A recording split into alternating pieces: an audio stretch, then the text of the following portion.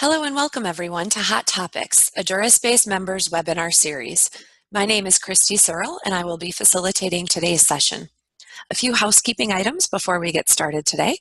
For your convenience, there is a Q&A feature located in your menu. At the end of the presentation, we will be taking questions from our audience and we'll ask you to post your questions there at that time. Today's webinar is being recorded and both the recording and presentation slides will be made available after today's presentation.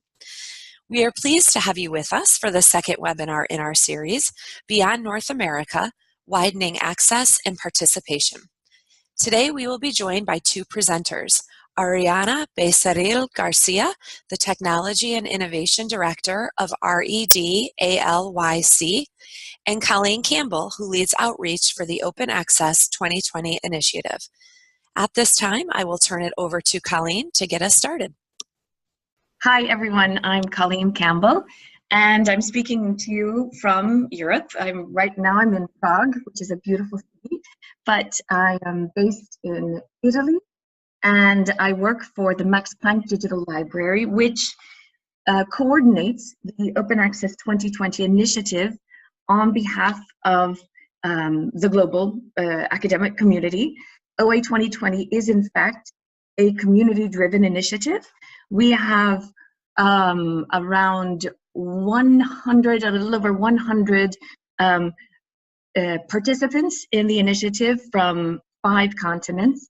And the participants are primarily research funding organizations, research performing organizations, higher education associations, on this level, library consortia, national consortia, individual institutions. So, right, and we are all united in a common vision that I am going to tell you about right now. So, let's talk about the problem that OA 2020 is trying to solve. And here you have a vision of that, the dichotomy of scholarly publishing right now. We're here to talk about open access. And my organization, the Max Planck Digital Library, was one of the initiators of the Berlin Open Access Conference that created that produced the Berlin Declaration. So we've been working on open access for 15, 20 years now. But there continues to be this dichotomy in scholarly publishing. On the left-hand side, you see that we still have the subscription system, which is STM publisher dominated. If any of you are involved in licensing subscriptions, you have very clear the effects that the STEM big journal packages have had on your budgets. In the subscription system, of course, the research, the articles are subject to copyright restrictions, which is a hindrance on the advancement of science generally. Researchers are inhibited from using the digital technologies that we have today to advance their work, their scholarship. And so, subscription system is halting the advancement of science. We have a $10 billion cash flow tied up globally in the subscription system. And then, of course, the paywall system itself spawns piracy because there's a paywall and we have to find a workaround to this system. So that's the one side of the picture we have today. On the other side, we have the open ecosystem that we are all cultivating. We have CC BY license that we're trying to promote. Here I've just thrown up a lot of initiatives, logos of initiatives that we're all familiar with. I trust we are all involved in directly and supporting to grow open access. So this is where we are today. And I want to give an example of that in practice, though, this conflict that there is of dichotomy of the subscription system on one side and open access on the other. And that is exemplified by the Lingua and Glossa of a couple years ago. I don't know if you all remember this, but the editorial board of this journal, Lingua, published by Elsevier, were unhappy with the subscription system and Elsevier's continued resistance to open access, and they en masse resigned and decided to form their own journal, Glossa, open access, community driven. Now, that is a beautiful story. The problem with that is, however, the fact that the money involved in sustaining the Elsevier journal did not follow the editorial board. It remained tied up in the deal journal package. So this is the problem that we are trying to solve. Money needs to shift away from the subscription system and flow toward researchers. Here, I apologize because the visualization in Google Slides is a little bit different than what I see on my screen. Bear with me if my graphics aren't perfect. Right, so what is our idea? The idea is that we need to repurpose our subscription funds, take that money out of the subscription system and shift that $10 billion cash flow over to the right, over to other open access publishing models, initiatives, platforms. But we are not going to get to open access on a large scale globally until we take our money out of the system. And I think this actually echoes what David Lewis has said in the 2.5% commitment. And unless we organize our budgets around the things we care about, like open access, then it's going to be really difficult to advance on those goals. So to give it to you in a nutshell, the mission and vision that we have is to accelerate the transition to open access, replacing the subscription business model with new models that ensure that outputs are open and reusable, and the costs behind their dissemination are transparent and economically sustainable. That, I think it's our vision statement, our mission. I think that's something that, a lot of folks can get around. And I think, as I said, I think that aligns with philosophy that is being proposed by the 2.5% commitment. We just need to find a way of aligning our strategies.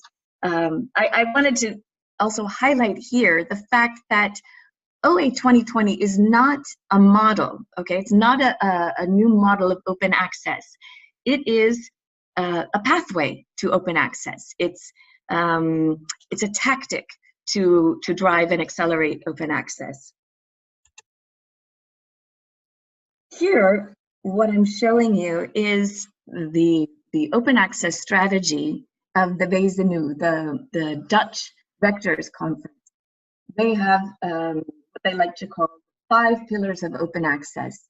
And I think it's really important to show this because this is kind of the concept that the supporters of OA 2020 have, meaning we need a comprehensive strategy if we want to have large scale and irreversible change, leaving the subscription system behind. So all of us, my own library to start with, we are absolutely investing in archiving and trying to grow our repositories, investing in disciplinary repositories, building things on top of our repositories. We are all investing in alternative publication platforms as well. I can tell you at the Max Planck where I work, I mean, from the beginning, any new open access initiative we are investing in. We negotiate gold open access agreements with pure gold open access publishers. We are involved in all of the community-driven initiatives and cooperative publishing models. So that's another part of the strategy. We monitor our progress. We are doing everything we can to engage internationally. And another part of the comprehensive strategy is also to negotiate with publishers. Here, I think what we want to say is the libraries have a very strong role in driving open access, and not only scholarly communications librarians, but also librarians involved in collections decisions. This is what folks are putting into act in advancing on this strategy negotiation with publishers. Now, like in America, in Europe, money is always tight. Our budgets are ever smaller. And so we are all faced with the challenge, how do we grow open access? How do we find the funds to support all of these other initiatives like alternative publication platforms or building infrastructure? And the grounding that we are using, especially in discussing our negotiations with publishers, that strategy, is the fact that there's already enough money in scholarly publishing to support a transition, a large-scale transition to open access. Now, I don't know if any of you have seen this graphic in some form or another. It's derived, you see the link at the bottom. It's derived from a report that my colleagues published a few years ago. And it presented, Ralph Schimmer, it presented for the first time, some financial data compared. So I'm going to walk you through it. On the left-hand side of the screen, you see in the big square there, the subscription market today. Today, on a global scale, libraries, institutions are paying 7.6 billion euro. So for dollars, US dollars, that would be 10 billion US dollars. I think, I'm sorry, I didn't get the Canadian equivalent right now, but I'm showing you the original data, which was done in Europe. This is the amount of money we are investing globally in subscriptions. If we look at scholarly publishing in subscription journals, we know that that is roughly 2.8 million articles a year. So some simple math, 7.6 divided by those 2 million articles, it comes out to an average cost to us institutions of 3,800 euro, or around $5,000 per article. That's what we put on the table. However, as open access publishing has grown in the past years, we have gathered new data evidence around the actual cost of publishing. There are sources like OpenAPC, which you see at the bottom there, I've referenced as well, which tracks the article processing charge payments that researchers make when their articles are accepted for publication in an open access journal or in a hybrid journal. By tracking this information, we are able to get a better idea of what it really costs to publish. Because we have to remember, the subscription market that we are sustaining today, the actual pricing involved is something that's not real. It's based on the historic print expenditures that we had, right? If you remember, we started out in a print world. When we moved to digital, pricing was developed based on the print spend that we had, and things have been growing ever since. So the actual pricing and subscription is not related to the actual cost. In the open access publishing arena, however, this is different. What it costs to publish in a journal is readily available. That information is on journal websites. So we can gather real data and understand that the average cost is actually a little under 2,000 euro. So multiplying that by the 2 million articles shows us that if we were to base publishing, open access publishing, on the article output today of the same content that's in our subscription journals, the actual cost would be around 4 billion euro. Now, that is a 45% buffer that's currently going in publisher profit margins. What does this information tell us? It doesn't mean we want to basically take the subscription and expenditures and turn it into article processing charges. No, what it means is that we now have the evidence that publishing our journals, our articles, open access, is absolutely feasible. There is no need to put more money into the system to create the change that we are looking for. And so this is the leverage that we are using when we go to enact an open access strategy, a strategy to drive open access. And I will tell you a little bit more about that in detail now. I wanted to, first off, reiterate that OA 2020 is a pathway. It's not a model, but it's also non-prescriptive in its approach. Our baseline is we need to divest of the subscription system if we are going to achieve open access on a large scale. And every participant in the initiative applies that principle as best suits their local context. Some are implementing a stepwise reduction in expenditures, making reviews year on year. Some are negotiating transitional agreements. Some are, yes, simply canceling their big deal subscriptions.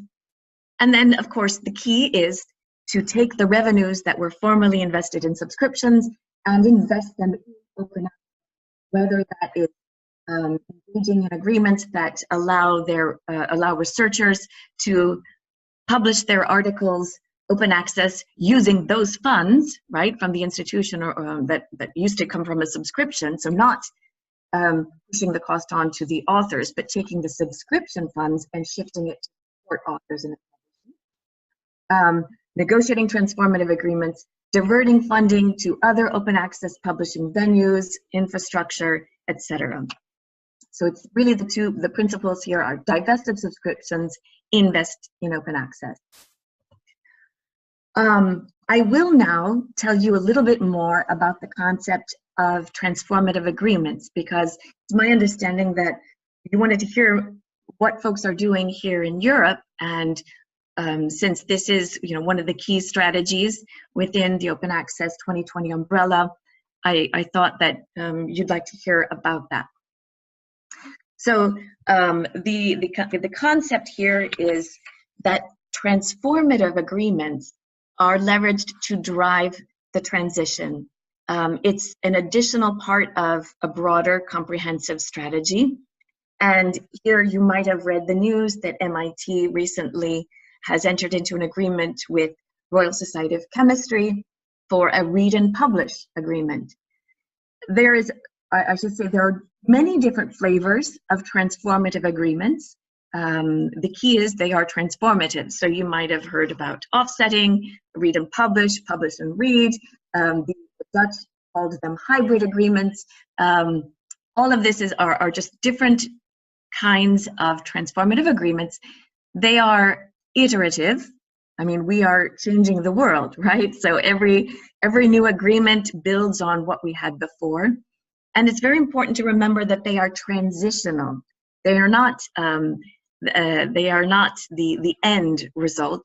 They are a temporary model being adopted as a way to help institutions shift their funds away from the subscription system.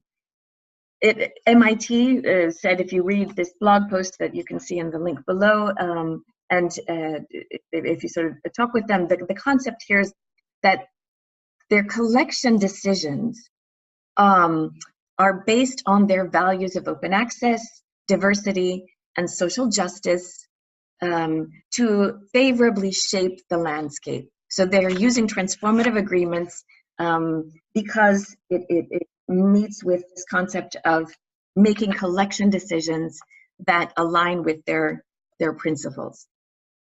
So to give you an idea on how a transformative agreement works, on the left-hand side, you see a transformative agreement. Basically, what we've done is at the bottom, you see the closed access. That would be a reading access component of an agreement, which is the rectangle. And inside that larger rectangle on top, those are open access publications. So what the agreement does, it brings subscriptions, old subscriptions, and open access publishing under one umbrella. Because right now, open access publishing is in the hands of authors. They somehow find money for APCs and are published. And there is no oversight, there's no monitoring, of that expenditure. So within a transformative agreement, we put these two expenditures under one umbrella so that they can be monitored and controlled. The next step is then to unbundle. So this will be the next step in the next iteration of an agreement, perhaps. The idea is that the money is not bundled, it's not locked up in an agreement, but it is based not on a big package deal, but it relates directly to the publishing output so that in the future, the money that we are investing can be free to follow the researcher and his output wherever he would like that to publish. So if today we are publishing we're working within a journal system, in the future it might be something totally different. The key is to unbundle, unlock, and differentiate the pricing based on the service so that money can flow not to the publishers, but where the authors would like it to flow. I'm not sure how I'm doing on time. Okay, just a couple more slides. So that you know, in Europe, the transformative agreements were piloted, perhaps you're aware, first in Austria, then we Sweden, Netherlands, Germany now. You might have heard of the deal negotiations. And there is increasing interest. This is a phenomenon that we expect to see growing. On the left-hand side, you see a graph showing those around 15% of the European University Association membership. They did a survey. They pooled their members, wanting to understand who is actually doing some sort of transformative agreement. And what today, around 15%. And on the right, you see those who expect to begin with transformative agreements, and we're already closer to 65%. So we definitely expect this trend to continue. I think, we saw, I referenced MIT before. We're seeing readiness to pilot transformative agreements also in the US. University of California is taking steps. You might have seen their blog post from the Scholarly Communications Office that I've referenced there. That was actually built on, it came out of the Declaration of Rights and Principles to Transform Scholarly Communications that the Academic Senate issued. So here we have researchers themselves who are asking their libraries, they want more open access options, they don't want paywalls, they want to be free of copyright restrictions, and so they've given a very clear signal to the libraries that negotiating a transformative agreement is a strategy that they see as something positive to push open access forward. And I wanted to say, I referenced this a little bit earlier when we were talking about the bringing open access publishing and subscriptions under one umbrella, and that is, open access publishing is growing, okay? Here is just a graphic from a Universities UK report, and you see the immediate and open access over on the right-hand side, this growing green and light blue here. And what does that mean, though? For institutions, that means there is increasing amounts of money flowing through our institutions via our researchers that is going to pay for publishing services. And this is something that, as I mentioned before, we as libraries who are responsible for managing the relationships that we have with publishers for our institutions might want to be aware of. We might want to, have that within our scope. Here's just another data point showing that it is, in fact, a lot of subscription publishers are cashing in on gold, pure gold, open access publishing. I've highlighted here the journals, which are the largest journals right now, and you will recognize some of the publishers there. These are traditional subscription journals. So looking at this data, we see that as sort of a call to action. We need to get out in front of that, because this is runaway expenditure that needs to be reined in if we are going to help drive good publishing practices and not leave everything in the hands of the major subscription publishers. Yeah, so I'm just gonna go really quick because I don't want to take up too much time. This was just to reiterate the point that OA publishing is an increased revenue stream that we need to get control over. To rein in both of these revenue streams, subscriptions and OA publishing. We see that as with transformative agreements, it's just sort of the next step in the evolution of the licensing practice. So we made the transition from print to electronic. Now it's the time to take subscriptions and shift it toward open access. We are, you might have heard in Germany, they don't have a deal with Elsevier today, and so the local Open Access 2020 initiative folks are trying to propose what to do with those funds and what other OA initiatives can we invest in with the money that we are not giving to Elsevier this year. So to conclude, OA 2020, it's a global initiative because we really need a global movement to meet publishers at eye level. Publishers are global, so if we want to drive large-scale change, we need to have a global initiative and strategy. So, okay, we want, alignment that will help us get to our goal of open access on a large scale. Okay, that's me. Thank you. Thank you so much, Colleen. At this time, I would like to turn it over to Arianna. Colleen, if you could stop sharing your screen. And Arianna, once Colleen is done, you can go ahead and share your screen.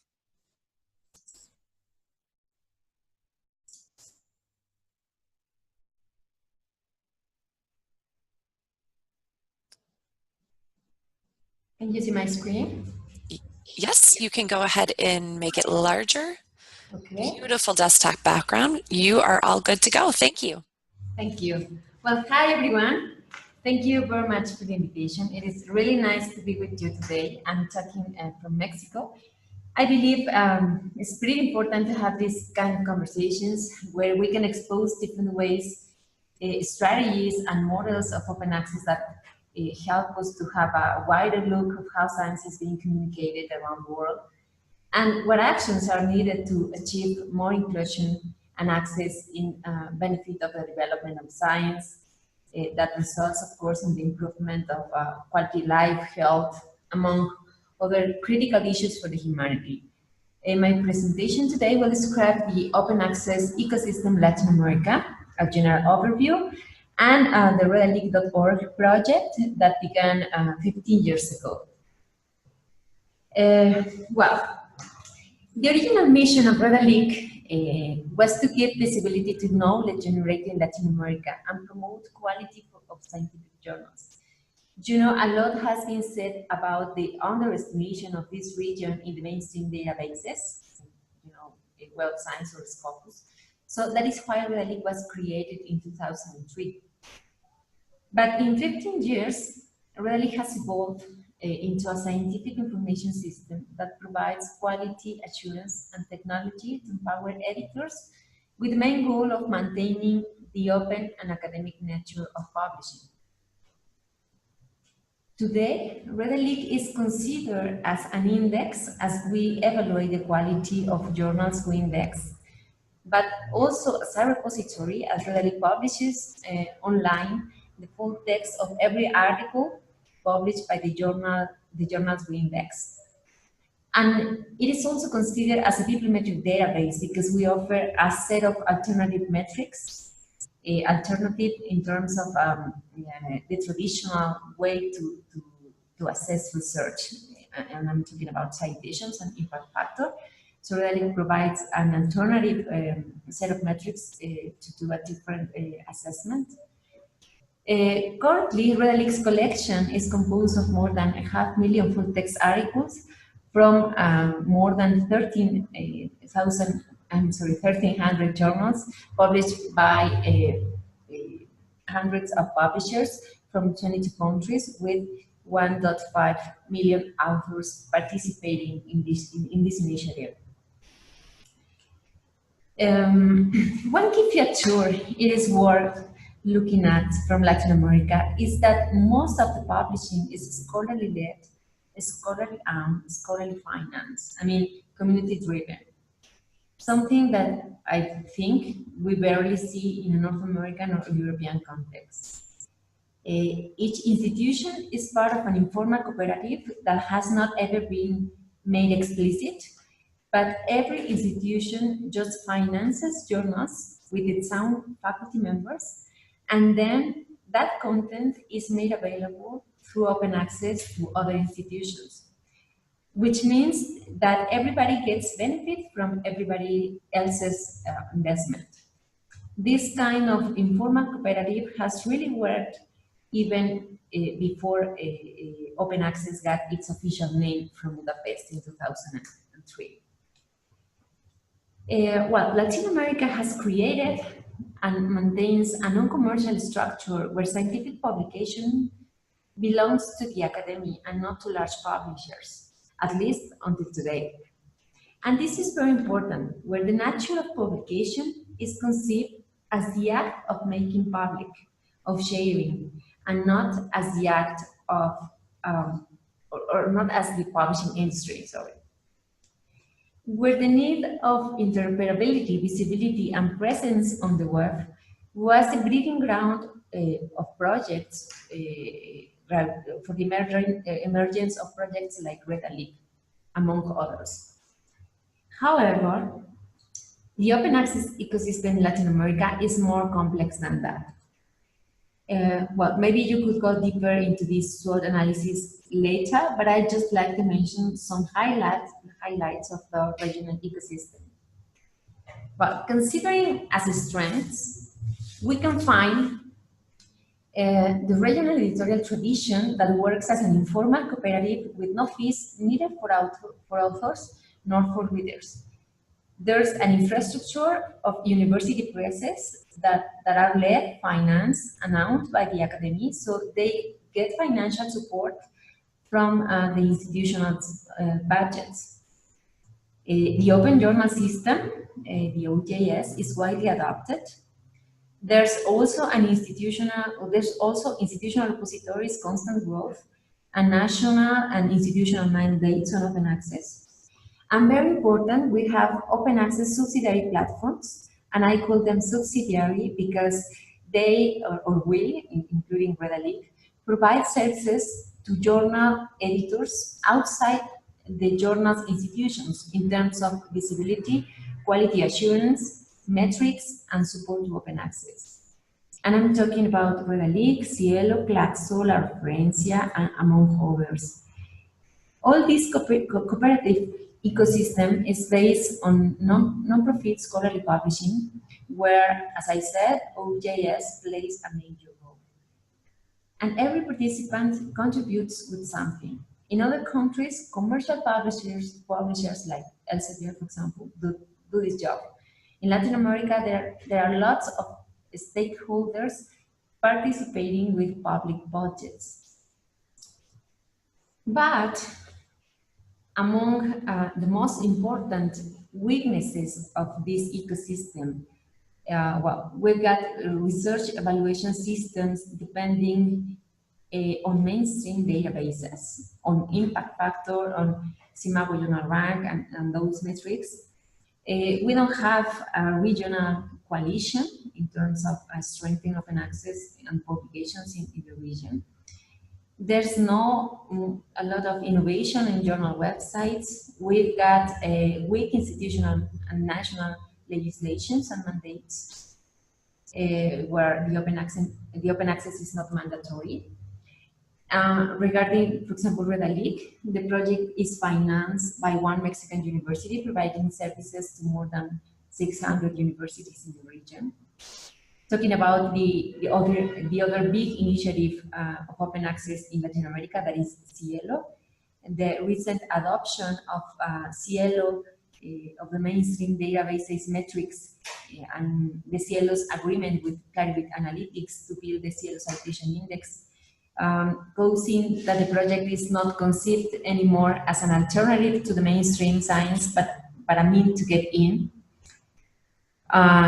So we've got a lot of weaknesses, a lot of opportunities. These opportunities are in terms of sustainability of platforms, the estimation of different or alternative metrics. The metrics, for example, that are proposed by the Declaration of San Francisco, the DORA Declaration, for example. Efficiency of processes, the resource optimization, the improvement of research assessment systems, innovation, etc. And, well, besides, currently the major threats that are disrupting this ecosystem are the 5 that I am showing, and I just included 5 of them. The first one is that the majority of assessment systems, including the case of Mexico and Colombia last year, are being modified to value the importance of a journal depending only on impact factor or CIMAGO journal rank, no matter quality or no matter the local or regional problems being solved or discussed inside in regional journals, resulting in the cuts of budgets of hundreds of journals in the region. That's the case of Mexico and Colombia. Another important threat is that Elsevier is starting to take control of academic journals. The case of the contract made with the biggest university of Mexico, the National Autonomous University of Mexico, since 2015. Another threat is that Cielo opted to look towards Clarivate Analytics in order to create a journal citation index inside Web of Science by delivering all the XML files, the work, I should add, the work of a decade of hundreds of editors of Brazil and many other countries to this commercial company. And this contract is continuing today. There's also an upward trend in restrictions of self-archiving from the open access of the Global North. You know, the open access made by the subscription companies. And there's also a big threat that is related to APCs.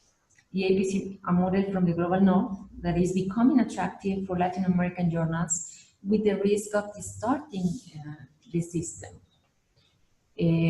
Talking about this, the APC is an open access model created outside Latin America.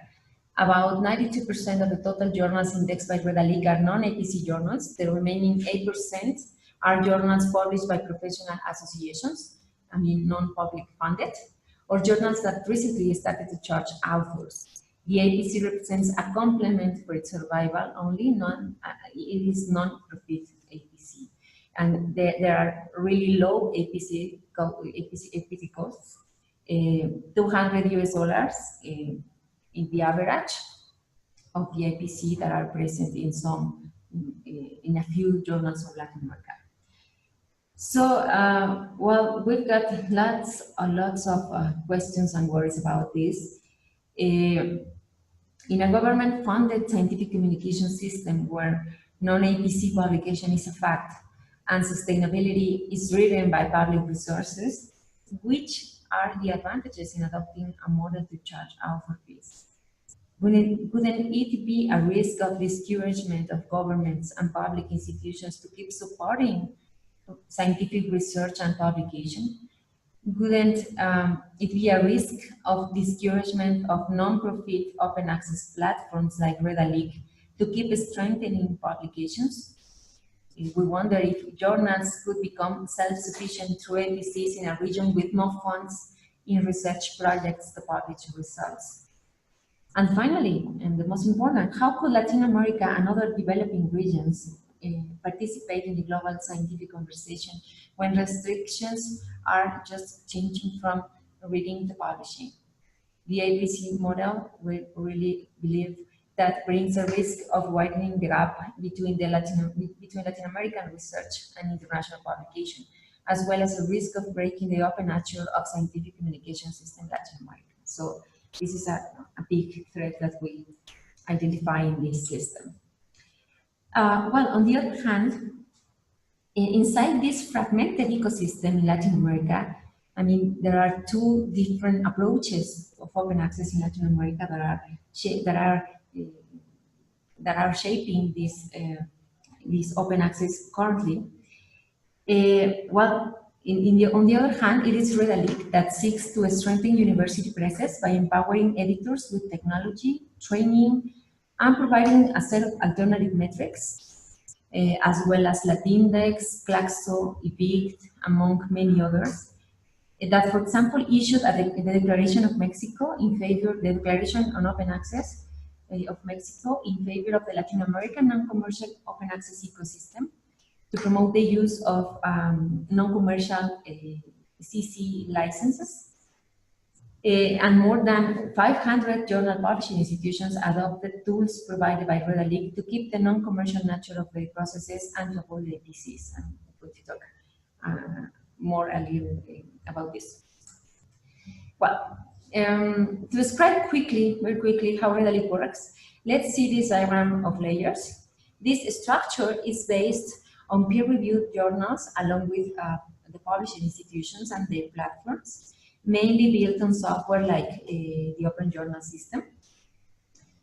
In Redalyc, we perform a selection process based on quality criteria to guarantee our journal collections follow a peer review process and other requirements. Then this evaluation passes one internal ratification and one more by an international advisory board, which is composed by experts of different fields and different countries. Well, now if we move on to the edition layer, we call that layer as the edition layer, because Redalyc is also considered as a publication platform for the journals we index. Redalyc developed an XML markup system called Markalic, based on the journal article tag suite, you know, the standard of PubMed, that is now an ISO and ANSI standard, which allows journal editors to get its articles in XML file format. Free access to this tool is provided for journals indexed by Redalyc, and one condition that Redalyc requires in order to give a user account for this tool is that the journal doesn't charge APCs. This tool does automatic tagging of the majority of a paper components. I mean, there are many paragraphs, automatic appearance of possible tags like the reference separation in metadata in different citation styles. Yeah, and the user who is doing the job just verifies, and Markalic learn from the user in order to get the XML file format of every article in Redalyc. It also allows to do the mathematical expression tagging with MathML, as well as tables, data, and supplementary material tagging, enabling publishing online articles with open data features, you know, a necessary condition for science in terms of replicability. This is how it looks a journal after this process, allowing different intelligent or smart behavior inside our web platform, allowing self-classification of information, improved reading experience, intelligent information retrieval. Well, Markalic, together with the XML file format, generates automatically a media-enriched article reader, as well as the PDF, EPUB, and HTML formats. This is, for example, the article reader. All these are available in Redalyc to access to the content, and there's also a possibility for a journal editor to download them and take them to their own websites. So that is why Redalyc is considered also as an alternative publication platform, and that is why Redalyc is contributing to save money for journals that are published by universities from Latin America. Well, Redalic provides not only that those article or papers readers, but also journals homepages for countries, for journals, for authors, for institutions and areas of knowledge with their journals collections, search engines, advanced filters, different data visualizations and metrics. This is what we call the service layer. Now talking about visibility, we work with different search engines, libraries, directories, and social media around the world to disseminate broadly the scientific content and to improve its discoverability. That is the case with many universities, Google Scholar, and a lot of aggregators. As well as with institutional repositories and aggregators through interoperability protocols, like the protocol for metadata harvesting of the Open Access Initiative, or with initiatives we are working also with ORCID, in the case of our author web pages that allows researchers to integrate their works published in Redalic to an ORCID profile. In the case of institutional repositories, I would highlight that we provide data to populate institutional repositories that are especially or mainly built over DuraSpace. So we provide a way to populate institutional repositories into the DuraSpace's installations around hundreds of institutions in Latin America to insert the output, the research output that are published in the journals that Redalic indexes, and then return or send all this information to populate institutional repositories. Well, finally, we provide an alternative set of metrics, as I said before, who are intended to solve different questions, a different view. Those metrics are made or measures productivity, authorship, usage, but not citation in this case. Well, just to show or to sum up a little bit about Redalic contributions, Redalic provides a service of 10 million article downloads per month to an average of 54,000 users per day. With Markalik, our tool to make the XML markup, more than 100,000 files have been generated corresponding to the output formats of each tagged article, which are HTML, EPUB, Intelligent Article Reader, etc. If we quantify the contribution in terms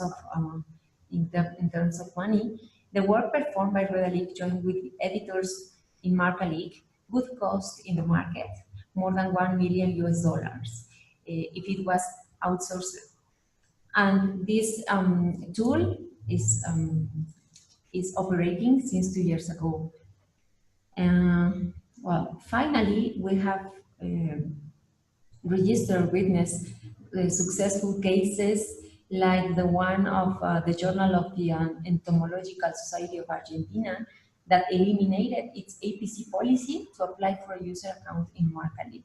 So we have witnessed some successful cases as a result of these requirements from the conversion from APC to non-APC editorial policies in some journals to get access to this tool. Well, that's it. I really believe from the Redalic's perspective, there's a great opportunity to learn best practices from each side of the world to achieve, of course, science's common good. Well, by the way, this is a wall inside Redalic's building in memorial of a brave guy who opened the discussion on intellectual property. I'm sure you know him. He made all their own outstanding developments, and that he is Aaron Swartz. I hope you someday could come and visit us in Mexico here in Redalic. Thank you very much. Thank you so much, Arianna. If you could advance to the next slide, that would be fantastic. And one more after that, please. All right. Thank you both, Colleen and Arianna, for presenting to us today. At this time, we would like to have you guys have a turn. Does anybody have any questions about either of our presentations? You can go ahead and post those in the Q&A window that's located at the bottom of your screen. And while we're waiting for questions to come in, I just wanted to share the dates of our final 2 webinars in this series. On Wednesday, October 24th at 12 p.m. Eastern, we will be presenting the Spark Market Survey, and we'll conclude our series December 5th at 12 p.m. Eastern, How For-Profit Companies Can Be a Part of the Open Environment. As a member of DuraSpace, we always invite you to these webinars so that you can hear the presentations live, but also have the opportunity to ask the speakers questions.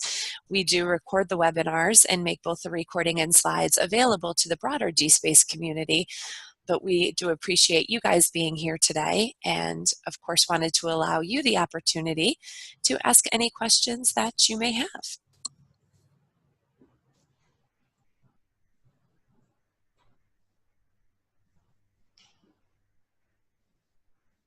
All right. Well, I do want to once again thank our presenters for being here today, as well as our DuraSpace members who have attended. A very special thanks to Mike Roy and David Lewis, who have curated the Revolution Will Be Open series. We look forward to all of you joining us for the next 2 webinars in this series, and we will continue to share those invitations with you.